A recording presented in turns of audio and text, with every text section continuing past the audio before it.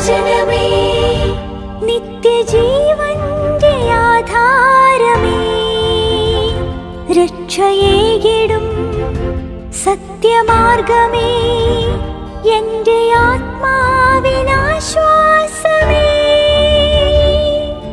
വചനം വചനം വചനം. ഉൽപ്പത്തി പുസ്തകം 9-ാം അധ്യായം. നോഹയെയും അവന്റെ പുത്രന്മാരെയും അനുഗ്രഹിച്ചുകൊണ്ട് ദൈവം അവരോട് പറഞ്ഞു, പെറ്റുപെരുകി ഭൂമിയിൽ നിറയുവിൻ. നിങ്ങളെക്കുറിച്ചുള്ള ഭയവും നിങ്ങളെക്കുറിച്ചുള്ള നടുക്കവും ഭൂമിയിലെ എല്ലാ മൃഗങ്ങളുടെയും ആകാശത്തിലെ എല്ലാ പക്ഷികളുടെയും മേലും മണ്ണിലെ എല്ലാ ഇഴജന്തുക്കളിലും സമുദ്രത്തിലെ എല്ലാ മത്സ്യങ്ങളിലും ഉണ്ടായിരിക്കും. അവ നിങ്ങളുടെ കയ്യിൽ ഏൽപ്പിക്കപ്പെട്ടിരിക്കുന്നു.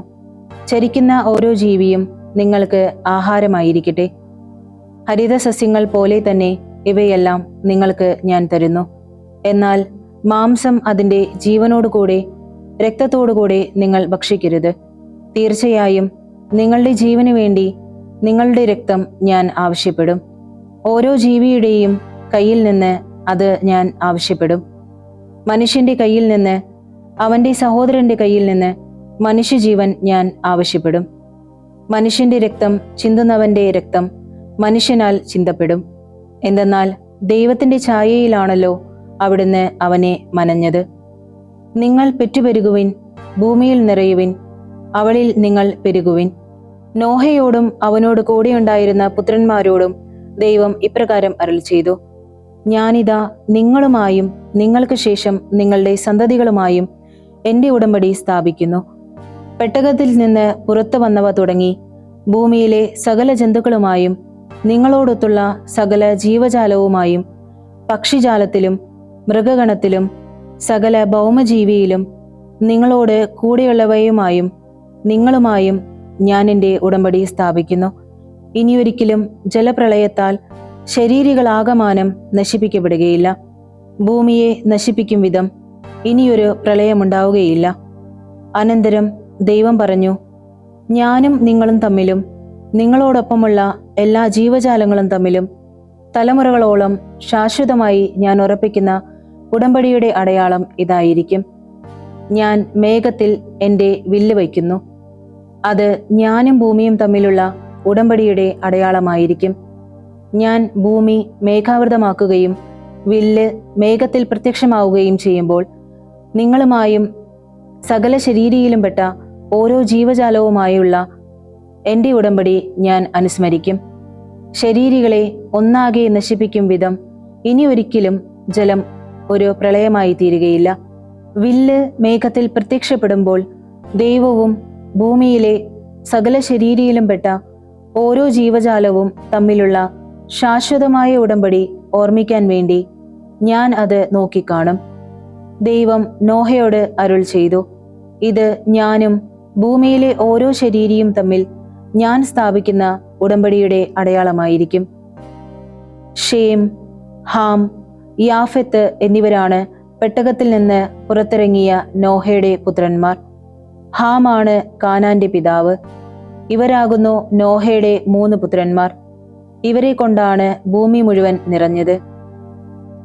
കർഷകവൃത്തി ആരംഭിച്ച് നോഹ ഒരു മുന്തിരിത്തോട്ടം നട്ടുപിടിപ്പിച്ചു. വീഞ്ഞു കുടിച്ച് ഉന്മത്തനായി അവൻ തന്റെ കൂടാരത്തിന്റെ നടുവിൽ വിവസ്ത്രനായി കിടന്നു.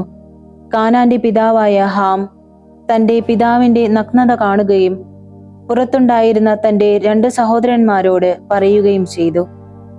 ഷേമും യാഫത്തും മേൽവസ്ത്രമെടുത്ത് തങ്ങൾ ഇരുവരുടെയും തോളിലിട്ട് പിറകോട്ട് നടന്നു ചെന്ന് സ്വപിതാവിന്റെ നഗ്നത മറച്ചു. മുഖം പിറകോട്ട് തിരിച്ചിരുന്നതിനാൽ തങ്ങളുടെ പിതാവിന്റെ നഗ്നത അവർ കണ്ടില്ല. ലഹരി വിട്ട് ഉണർന്ന നോഹ തന്റെ ഇളയമകൻ തന്നോട് ചെയ്തതെന്തെന്ന് അറിഞ്ഞു. അപ്പോൾ അവൻ പറഞ്ഞു, കാനാൻ ശപിക്കപ്പെട്ടവൻ, അവൻ തന്റെ സഹോദരങ്ങൾക്ക് അടിമകളുടെ അടിമയാകും. തുടർന്ന് അവൻ പറഞ്ഞു, ഷേമിന്റെ ദൈവമായ കർത്താവ് വാഴ്ത്തപ്പെട്ടവൻ, കാനാൻ അവന് അടിമയാകട്ടെ. ദൈവം യാഫത്തിനെ വിപുലമാക്കട്ടെ, അവൻ ഷേമിന്റെ കൂടാരങ്ങളിൽ പാർക്കട്ടെ. കാനാൻ അവരുടെ അടിമയാകട്ടെ. പ്രളയത്തിന് ശേഷം നോഹ 350 വർഷം ജീവിച്ചു. നോഹയുടെ ആകെ ജീവിതായുസ് 950 വർഷമായിരുന്നു. അവൻ മരിച്ചു. ഉൽപ്പത്തി പുസ്തകം 10-ാം അധ്യായം. നോഹയുടെ പുത്രന്മാരായ ഷേമിന്റെയും ഹാമിന്റെയും യാഫത്തിന്റെയും തലമുറകൾ. പ്രളയശേഷം അവർ ജന്മം കൊടുത്ത മക്കൾ ഇവയാണ്. യാഫത്തിന്റെ മക്കൾ ഗോമർ, മാഗോഗ്, മാദായ്, യാവാൻ, തൂബാൽ, മെഷെക്, തീരാസ്. ഗോമറിന്റെ മക്കൾ അഷ്കെനാസ്, റീഫത്ത്, തോഗർമ. യാവാന്റെ മക്കൾ ഏലീഷ, താർഷീഷ്, കിത്തിം, ദോദാനീം. ഇവരിൽ നിന്നാണ് ജനപദങ്ങൾ അവരുടെ ദേശങ്ങളിൽ ഓരോന്നിന്റെയും ഭാഷയനുസരിച്ചും അവരുടെ ജനതകളിൽ താന്താങ്ങളുടെ വംശമനുസരിച്ചും വിന്യസിക്കപ്പെട്ടത്. ഹാമിന്റെ മക്കൾ കുഷ്, മിസ്രായിം, ഫുത്ത്, കാനാൻ എന്നിവർ. കുഷിന്റെ മക്കൾ സേബ, ഹവില, സപ്ത, റാമ, സപ്തേക്ക. റാമായുടെ മക്കളാണ് ഷെബായും ദദാനും. കുഷ് നിമ്രോദിനെ ജനിപ്പിച്ചു. അവൻ ഭൂമിയിൽ ഒരു വീരപുരുഷനാകാൻ തുടങ്ങി. അവൻ കർത്താവിന്റെ മുമ്പിൽ ഒരു നായാട്ടുവീരനായിരുന്നു. അതുകൊണ്ട് കർത്താവിന്റെ മുമ്പിൽ നിമ്രോദിനെ പോലൊരു നായാട്ടുവീരൻ എന്ന ചൊല്ലുണ്ടായി. അവന്റെ രാജ്യത്തിന്റെ ആരംഭം ഷീനാർ ദേശത്തെ ബാബേൽ, ഏരെക്, അക്കാദ്, കൽനെ എന്നിവയായിരുന്നു. അവൻ ആ നാട്ടിൽ നിന്ന് അശൂരിലേക്ക് പുറപ്പെട്ട് നിനവെ, റെഹോബോത്ത് ഈർ, കാലാഹ് എന്നിവ പണികഴിപ്പിച്ചു. ഒപ്പം നിനവേയ്ക്കും കാലാഹിനുമിടയിൽ റേസൻ എന്ന മഹാനഗരവും. മിസ്രായിം ജന്മം കൊടുത്തതാണ് ലൂദിം, അനാമിം, ലഹാബിം, നഫ്തുഹിം, പത്രുസിം. ഫിലിസ്ത്യർ പുറപ്പെട്ടു പോന്ന കസ്ലുഹിം, കഫ്തോറിം എന്നിവ. കാനാൻ ജന്മം നൽകിയത് തന്റെ കടിഞ്ഞൂലായ സീദോനും. ഹേത്ത്, ജബൂസ്യർ, അമോര്യർ, ഗിർഗാഷ്യർ, ഹിവ്യർ, അർക്കിയർ, സിന്യർ, അർവാദീയർ, സെമറിയർ, ഹമാത്യർ എന്നിവർക്കുമായിരുന്നു. പിൽക്കാലത്ത് കാനാൻകാരുടെ വംശങ്ങൾ പലയിടത്തും വ്യാപിച്ചു. കാനാൻകാരുടെ ദേശാതിർത്തി സീദോൻ തുടങ്ങി ഗെരാറിലേക്കുള്ള ദിശയിൽ ഗാസ വരെയും, സോദോം ഗൊമോറ അദ്മാ ദിശയിൽ സെബോയിം തുടങ്ങി ലാഷ വരെയും ആണ്. ഇവരാണ് തങ്ങളുടെ ദേശങ്ങളിലും ജനതകളിലും വംശവും ഭാഷയും അനുസരിച്ച് ഹാമിന്റെ മക്കൾ. ഷേമിനും മക്കളുണ്ടായി. അവൻ ഹെബ്രായരുടെ എല്ലാം പിതാവും യാഫത്തിന്റെ മൂത്ത സഹോദരനുമായിരുന്നു. ഷേമിന്റെ മക്കൾ ഏലാം, അശൂർ, അർപ്പക്ഷാദ്, ലൂദ്, ആരാം എന്നിവരും. ആരാമിന്റെ മക്കൾ ഊസ്, ഹൂൽ, ഗേദർ, മാഷ് എന്നിവരുമായിരുന്നു. അർപ്പക്ഷാദ് ഷേലാഹിനും ഷേലാഹ് ഏബറിനും ജന്മം കൊടുത്തു. ഏബറിന് 2 പുത്രന്മാർ ജനിച്ചു. ഒന്നാമന്റെ പേര് പേലെഗ്, കാരണം അവന്റെ കാലത്താണ് ഭൂമി വിഭജിതമായത്. അവന്റെ സഹോദരന്റെ പേര് യോക്താൻ. അവൻ അൽമോദാദ്, ഷേലെഫ്, ഹസർമവെത്ത്, യാറഹ്, ഹദോറാം, ഊസാൽ, ദിക്ല, ഓബാൽ, അബിമായേൽ, ഷെബ, ഓഫീർ, ഹവില, യോബാബ് എന്നിവർക്ക് ജന്മം കൊടുത്തു. ഇവരൊക്കെയായിരുന്നു യോക്താന്റെ മക്കൾ. അവർ പാർത്തിരുന്ന നാട് മേഷ തുടങ്ങി കിഴക്കൻ മലയായ സേഫാരിന്റെ ദിശയിലായിരുന്നു.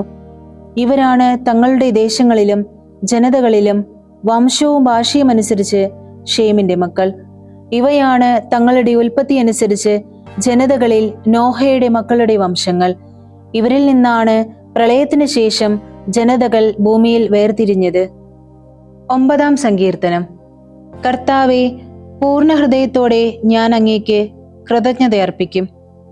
അങ്ങയുടെ സകല അതിശയകൃത്യങ്ങളും ഞാൻ വിവരിക്കും. ഞാൻ അങ്ങിൽ സന്തോഷിച്ചാഹ്ലാദിക്കും. അത്യുന്നതനെ, അങ്ങയുടെ നാമത്തിന് ഞാൻ കീർത്തനമാലപിക്കും. എന്റെ ശത്രുക്കൾ പിന്തിരിയുമ്പോൾ അവർ കാലിടറി വീഴുകയും അങ്ങേ മുമ്പിൽ നിന്ന് തിരോഭവിക്കുകയും ചെയ്തു. അങ്ങ് എന്റെ ന്യായവും വിധിയും നടത്തി തന്നിരിക്കുന്നുവല്ലോ. നീതിമാനായ ന്യായാധിപ, അങ്ങ് സിംഹാസനത്തിലിരിക്കുന്നു. അങ്ങ് ജനതകളെ ശകാരിച്ചു, ദുഷ്ടനെ നശിപ്പിച്ചു. അവരുടെ നാമം എന്നേക്കുമായി മായിച്ചു കളഞ്ഞു. വാളുകൾ ശത്രുവിനെ നിത്യമായി അവസാനിപ്പിച്ചിരിക്കുന്നു. നഗരങ്ങളെ അങ്ങ് ഉന്മൂലനം ചെയ്തു. അവരുടെ സ്മരണ തന്നെ ഒടുങ്ങിയിരിക്കുന്നു. എന്നാൽ കർത്താവ് ശാശ്വതമായി ആസനസ്ഥനായിരിക്കുന്നു. തന്റെ സിംഹാസനം അവിടുന്ന് ന്യായവിധിക്കായി സ്ഥാപിച്ചിരിക്കുന്നു. അവിടുന്ന് ലോകത്തെ നീതിയോടെ ന്യായവിധി ചെയ്യുന്നു.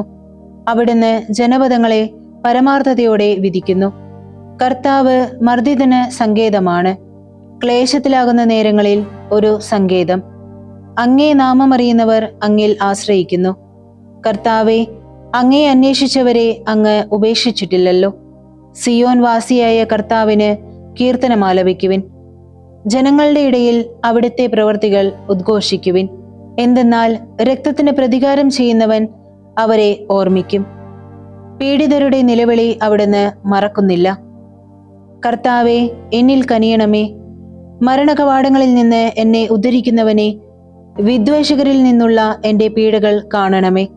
സിയോൻ പുത്രിയുടെ കവാടങ്ങളിൽ അങ്ങയുടെ സ്തുതികളെല്ലാം ഞാൻ വിവരിക്കേണ്ടതിന് അങ്ങയുടെ രക്ഷയിൽ ഞാൻ ആനന്ദിക്കട്ടെ.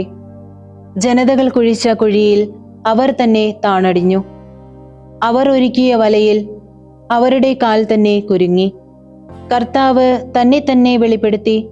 അവിടുന്ന് ന്യായവിധി നടത്തി. സ്വന്തം മുഷ്ടിപ്രയോഗത്താൽ ദുഷ്ടൻ കുടുങ്ങി.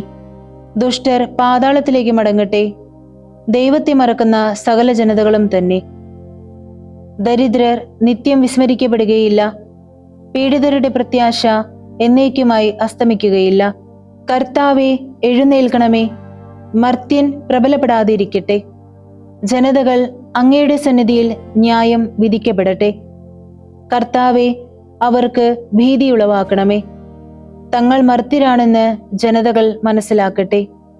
വിശുദ്ധ മത്തായി എഴുതിയ സുവിശേഷം 9-ാം അധ്യായം. യേശു തോണിയിൽ കയറി അക്കരയ്ക്കു കടന്ന് സ്വന്തം പട്ടണത്തിലെത്തി.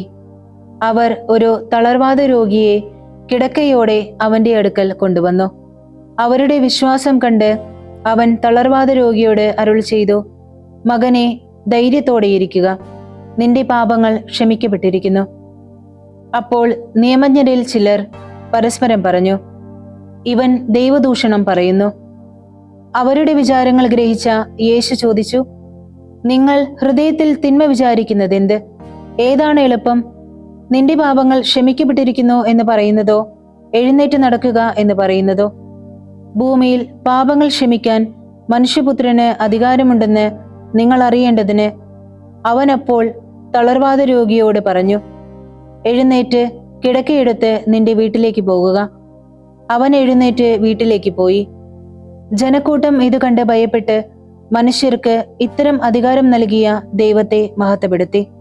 യേശു അവിടെ നിന്ന് നടന്നു നീങ്ങവേ മത്തായി എന്നൊരാൾ ചുങ്കസ്ഥലത്ത് ഇരിക്കുന്നത് കണ്ടു. യേശു അവനോട് പറഞ്ഞു, എന്നെ അനുഗമിക്കുക. അവൻ എഴുന്നേറ്റ് യേശുവിനെ അനുഗമിച്ചു. യേശു അവന്റെ ഭവനത്തിൽ ഭക്ഷണത്തിനിരുന്നപ്പോൾ അനേകം ചുങ്കക്കാരും പാപികളും വന്ന് അവനോടും ശിഷ്യന്മാരോടും കൂടെ ഭക്ഷണത്തിനിരുന്നു. ഫരിസേയർ ഇത് കണ്ട് ശിഷ്യന്മാരോട് ചോദിച്ചു, നിങ്ങളുടെ ഗുരു ചുങ്കക്കാരോടും പാപികളോടും കൂടെ ഭക്ഷിക്കുന്നത് എന്തുകൊണ്ട്? ഇത് കേട്ട് അവൻ പറഞ്ഞു, ആരോഗ്യമുള്ളവർക്കല്ല, രോഗികൾക്കാണ് വൈദ്യനെ കൊണ്ട് ആവശ്യം. ബലിയല്ല, കരുണയാണ് ഞാൻ ആഗ്രഹിക്കുന്നത് എന്നതിന്റെ അർത്ഥം നിങ്ങൾ പോയി പഠിക്കുവിൻ. എന്തെന്നാൽ ഞാൻ വന്നത് നീതിമാന്മാരെയല്ല, പാപികളെ വിളിക്കാനാണ്.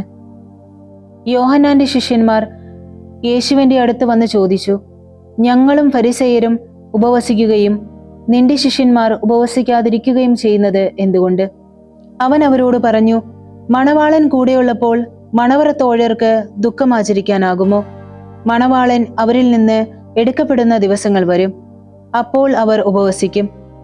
ആരും പഴയ വസ്ത്രത്തിൽ പുതിയ തുണിക്കഷ്ണം തുന്നിപ്പിടിപ്പിക്കാറില്ല. അങ്ങനെ ചെയ്താൽ തയ്ച്ചു ചേർത്ത തുണിക്കഷ്ണം വസ്ത്രത്തിൽ നിന്ന് കീറിപ്പോരുകയും കീറൽ വലുതാകുകയും ചെയ്യും. ആരും പുതിയ വീഞ്ഞ് പഴയ തോൽക്കുടങ്ങളിൽ ഒഴിച്ചു വയ്ക്കാറില്ല. അങ്ങനെ ചെയ്താൽ തോൽക്കുടങ്ങൾ പൊട്ടി വീഞ്ഞ് ഒഴുകി പോകുകയും കുടങ്ങൾ നഷ്ടപ്പെടുകയും ചെയ്യും. അതിനാൽ പുതിയ വീഞ്ഞ് പുതിയ തോൽക്കുടങ്ങളിലാണ് ഒഴിച്ചു വയ്ക്കുന്നത്. അപ്പോൾ രണ്ടും ഭദ്രമായിരിക്കും. അവൻ അവരോട് സംസാരിച്ചു കൊണ്ടിരിക്കുമ്പോൾ ഒരു ഭരണാധികാരി അവനെ സമീപിച്ച് താണു വണങ്ങിക്കൊണ്ട് പറഞ്ഞു, "എന്റെ മകൾ ഇപ്പോൾ മരിച്ചതേയുള്ളൂ. എന്നാൽ നീ വന്ന് അവളുടെ മേൽ കൈവയ്ക്കുമെങ്കിൽ അവൾ ജീവിക്കും." യേശുവും ശിഷ്യന്മാരും അവനോടൊപ്പം പോയി. 12 വർഷമായി രക്തസ്രാവം നിമിത്തം കഷ്ടപ്പെട്ടിരുന്ന ഒരു സ്ത്രീ പിന്നിലൂടെ വന്ന് അവന്റെ വസ്ത്രത്തിന്റെ വിളുമ്പിൽ സ്പർശിച്ചു. അവന്റെ വസ്ത്രത്തിൽ ഒന്ന് സ്പർശിച്ചാൽ മാത്രം മതി, താൻ സുഖം പ്രാപിക്കുമെന്ന് അവൾ ഉള്ളിൽ വിചാരിച്ചിരുന്നു. യേശു തിരിഞ്ഞ് അവളെ നോക്കി അരുൾ ചെയ്തു, "മകളെ, ധൈര്യത്തോടെയിരിക്കുക, നിന്റെ വിശ്വാസം നിന്നെ രക്ഷിച്ചിരിക്കുന്നു." ആ നിമിഷം അവൾ സുഖം പ്രാപിച്ചു. യേശു ഭരണാധികാരിയുടെ ഭവനത്തിലെത്തി കുഴലൂത്തുകാരെയും ആരവമുണ്ടാക്കുന്ന ജനക്കൂട്ടത്തെയും കണ്ടു പറഞ്ഞു, "നിങ്ങൾ പുറത്തു പോകുവിൻ, ബാലിക മരിച്ചിട്ടില്ല, അവൾ ഉറങ്ങുകയാണ്." അവരാകട്ടെ അവനെ പരിഹസിച്ചു. ജനക്കൂട്ടത്തെ പുറത്താക്കിയ ശേഷം അവൻ അകത്തു കടന്ന് അവളെ കൈപിടിച്ച് ഉയർത്തി. അപ്പോൾ ബാലിക എഴുന്നേറ്റു. ഈ വാർത്ത ആ നാട്ടിലെങ്ങും പരന്നു. യേശു അവിടെ നിന്ന് കടന്നു പോകുമ്പോൾ 2 അന്ധന്മാർ, "ദാവീദിന്റെ പുത്ര, ഞങ്ങളിൽ കനിയണമേ" എന്ന് കരഞ്ഞപേക്ഷിച്ചുകൊണ്ട് അവനെ അനുഗമിച്ചു. അവൻ ഭവനത്തിലെത്തിയപ്പോൾ ആ അന്ധന്മാർ അവന്റെ സമീപം ചെന്നു. യേശു അവരോട് ചോദിച്ചു, "എനിക്ക് ഇത് ചെയ്യാൻ കഴിയുമെന്ന് നിങ്ങൾ വിശ്വസിക്കുന്നുവോ?" "ഉവ്വ് കർത്താവേ" എന്ന് അവർ മറുപടി പറഞ്ഞു. "നിങ്ങളുടെ വിശ്വാസം പോലെ നിങ്ങൾക്ക് ഭവിക്കട്ടെ" എന്ന് പറഞ്ഞുകൊണ്ട് അവൻ അവരുടെ കണ്ണുകളിൽ സ്പർശിച്ചു. അവരുടെ കണ്ണുകൾ തുറക്കപ്പെട്ടു. ഇത് ആരും അറിയാനിടയാകരുതെന്ന് യേശു അവരോട് കർക്കശമായി നിർദ്ദേശിച്ചു. എന്നാൽ അവർ പോയി അവന്റെ കീർത്തി നാടെങ്ങും പരത്തി. അവർ പോയി കഴിഞ്ഞപ്പോൾ പിശാചുബാധിതനായ ഒരു ഊമയെ ജനങ്ങൾ അവന്റെ അടുക്കൽ കൊണ്ടുവന്നു. അവൻ പിശാചിനെ പുറത്താക്കിയപ്പോൾ ആ ഊമ സംസാരിച്ചു. ജനങ്ങൾ അത്ഭുതപ്പെട്ട് പറഞ്ഞു, "ഇതുപോലൊരു സംഭവം ഇസ്രായേലിൽ ഒരിക്കലും കണ്ടിട്ടില്ല." എന്നാൽ ഫരിസേയർ പറഞ്ഞു, "അവൻ പിശാചുകളുടെ തലവനെ കൊണ്ടാണ് പിശാചുക്കളെ ബഹിഷ്കരിക്കുന്നത്." യേശു അവരുടെ സിനഗോഗുകളിൽ പഠിപ്പിച്ചും രാജ്യത്തിന്റെ സുവിശേഷം പ്രഘോഷിച്ചും എല്ലാ രോഗങ്ങളും വ്യാധികളും സുഖപ്പെടുത്തിയും എല്ലാ നഗരങ്ങളിലും ഗ്രാമങ്ങളിലും ചുറ്റി സഞ്ചരിച്ചു. ജനക്കൂട്ടത്തെ കണ്ടപ്പോൾ യേശുവിന് അവരോട് അനുകമ്പ തോന്നി. അവർ ഇടയനില്ലാത്ത ആടുകളെ പോലെ പരിഭ്രാന്തരും നിസ്സഹായരുമായിരുന്നു. അവൻ ശിഷ്യന്മാരോട് പറഞ്ഞു, "വിളവധികം, വേലക്കാരോ ചുരുക്കം. അതിനാൽ തന്റെ വിളഭൂമിയിലേക്ക് വേലക്കാരെ അയക്കാൻ വിളവിന്റെ നാഥനോട് പ്രാർത്ഥിക്കുവിൻ." ദൈവവചനമേ, നിത്യജീവന്റെ ആധാരമേ, രക്ഷയേകിടും സത്യമാർഗമേ.